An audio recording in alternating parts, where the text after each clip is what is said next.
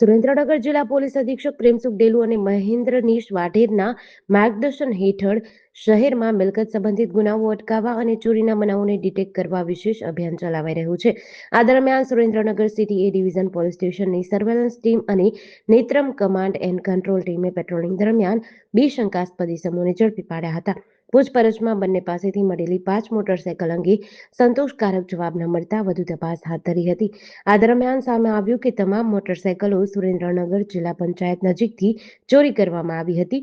પોલીસે બંને આરોપીઓની ધરપકડ કરી તેમની પાસેથી કુલ 5 મોટરસાયકલ કિંમત અંદાજે 3 લાખ રૂપિયા કબજે કરી છે.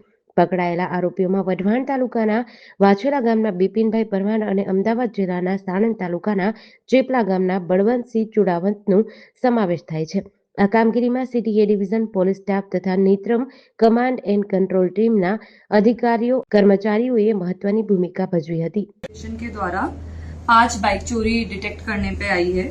इसमें से 2 bikes A division police station की है, 2 bikes B division police station और 1 बाइक जोरावर नगर की। इसमें जो चोरी करने वाले आरोपी है, जो मुख्य आरोपी है उसका नाम है बिपिन भाई लक्ष्मण भाई परमार, जो कि वढ़वान तालुका जिला सुरेंद्रनगर के रहने वाले हैं। यह इस व्यक्ति ने अगाऊ 17 बाइक और चोरी कर रखी है, जिसकी एफआईआर ऑलरेडी अहमदाबाद ग्राम्य में बवाड़ा पुलिस स्टेशन में दाखिल हुई हुई है। ये चोरी की बाइक खरीदने वाले आरोपी का नाम है बालभद्र सिंह चंदूबा वाघेला, जो कि अहमदाबाद के रहने वाले हैं।